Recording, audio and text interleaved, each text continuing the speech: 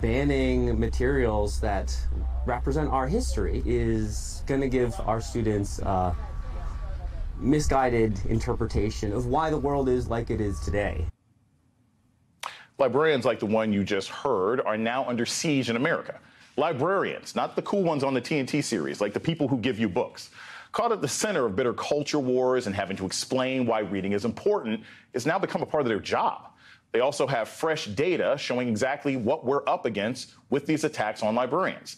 The American Library Association, known as the ALA, says book challenges surged to record numbers in 2022. There were 1,200 demands to censor library books and resources last year, the highest number of attempted book bans since the ALA began compiling this type of data more than 20 years ago. The number also is nearly double the 729 challenges reported in 2021. It's another disturbing trend here. Prior to 2021, the vast majority of challenges to libraries only sought to remove or restrict access to a single book. But now the book banners are targeting multiple titles. Of the books challenged, 40% were in cases involving 100 or more books. The vast majority of the targeted books were written by or about the LGBTQ community and people of color. Surprise, surprise. Those books include Genderqueer by Mai Kobabe's graphic novel about coming out as non-binary, and Toni Morrison's The Bluest Eye, one of the most prominent literary works ever on the lived experience of Black girls and women. Joining me now is Deborah Caldwell-Stone, director of the American Library Association's Office of Intellectual Freedom. Deborah, thank you so much for joining me and talking about this issue. I'm a college professor at Morgan State University. Yes. I often talk to my students about what their access was to books in high school prior to coming to a university library. Just from a purely educational standpoint, how dangerous is it that we're seeing these sort of organized attacks on books and libraries in and out of schools throughout the country?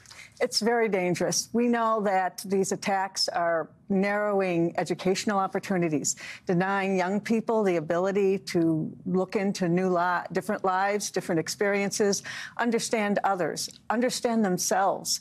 And by taking away books that reflect their lived experience as persons of color, as LGBTQ persons, they are being denied the opportunity to see themselves in the shelf of the library shelf.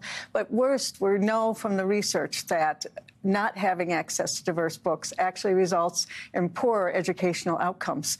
We've looked at this research. We actually have a white paper available on our website at uniteagainstgoodbookbans.org that demonstrates that access to diverse materials, to the lives and experiences of people of all sorts, is very important for improved educational outcomes and more importantly, improved student health.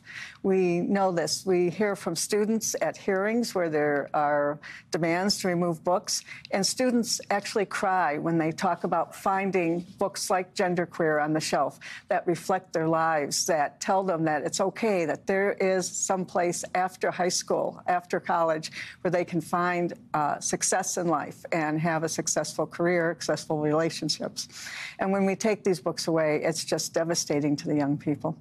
One of the things that I've also noticed about these attacks on libraries, and this is the part that infuriates me, because it's so pernicious and so dangerous, is they're not necessarily even coming from parents in the school districts anymore, right? It's national organizations weaponizing their access and saying, yeah, we may not have anybody who's in this county, in this school district in Florida or Illinois or Missouri, but we've just decided to scan your local library and file a protest. What's the significance of that? It's not even really coming from parents anymore.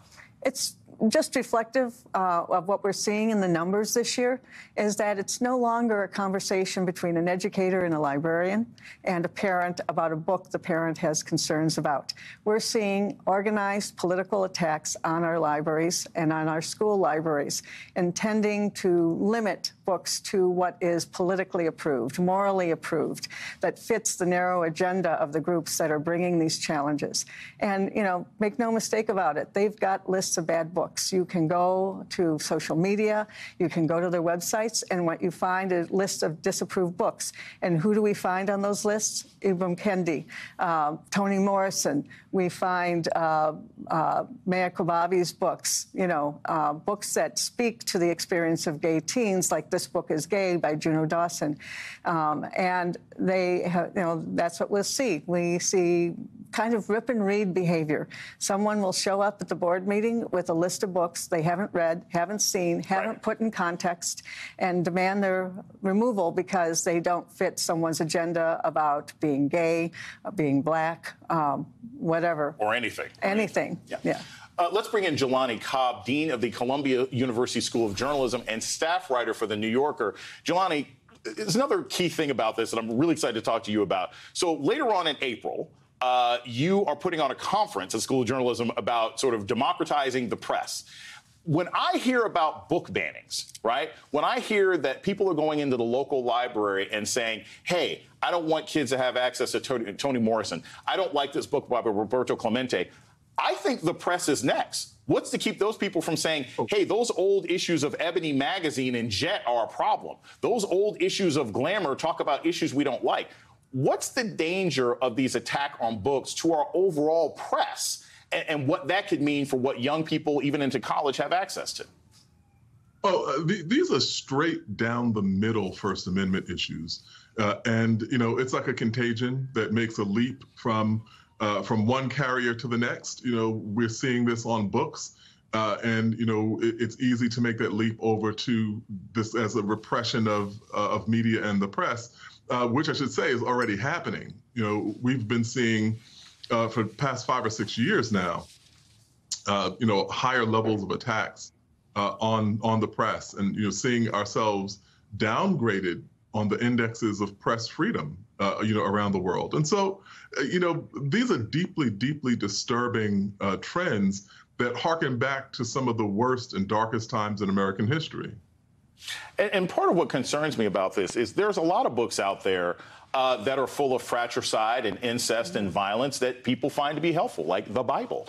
There's a lot of stories like that, and it's kind of important that people have access to that in America. One of the other things, and again, as an educator, I wanted to bring to your attention, there's this terrible story out of Tallahassee where a principal was ousted over Michelangelo's David in an art lesson because it was deemed pornographic. Again, as an educator, this is a historic piece of artwork. If somebody has a problem with it, it's okay to pull your kid out of the class. But what is it saying about the lack of respect for education now? That you can't just say, hey, I don't want my kid, or I don't think kids should see Michelangelo, but they're now ousting administrators over these kinds of ridiculous charges. So listen, we've seen these kind of challenges before. You know, we've seen, you know, the kind of, even kind of the Department of Justice, you remember years ago when they draped the robe over a figure, a statue that they thought was too revealing. And so, you know, there's that kind of parochial view of the world that's been prevalent in American politics for a really long time. What we've seen now is an unprecedented level of pandering and indeed even amplifying and magnifying those kinds of sentiments. And so this doesn't lead anywhere good. And it is also, I should say, part of a bigger trend of seeing education fundamentally as anti-conservative. And that's what the opposition is. Absolutely. Deborah, what is the ALA doing against this? I mean, are you guys simply suing? Are you doing protests? Because I'm looking at some of these banned books, you know, of Mice and Men by John Steinbeck. I didn't like reading it, but I learned something when I was in school. Banning Harry Potter. I don't understand why anyone would be upset about that. What is the ALA doing to fight back against this right-wing push? Well, first of all, you know, librarians have been traditionally on the front lines of defending the freedom to read and, you know, doing the thing that they do on a daily basis best. You know, librarians are all about making sure you have access to broadband when you can't afford it, supporting small businesses, supporting homeschooling parents. Who's there when there's a disaster? It's the libraries that open up and provide connections to FEMA and all the information that people need to get out of that. But what ALA is doing is we provide direct support to librarians who are addressing challenges in their libraries. We support communities, but there is an initiative. It really depends on all of us. It really depends, frankly, on every individual in the community, on you, to stand up, because libraries are local, schools are local, and this all happens at board meetings. We need to show up at these meetings. We need to know who we're voting for in local elections. We're now seeing school boards and library boards taken over by those with a censorship agenda. And we're seeing the results of that in places like Florida and Texas, where the books are being removed wholesale from school libraries. But we encourage everyone to go to a platform called uniteagainstbookbans.org. And that's unite with a, not united. We are united, but it's Unite Against Book Bans.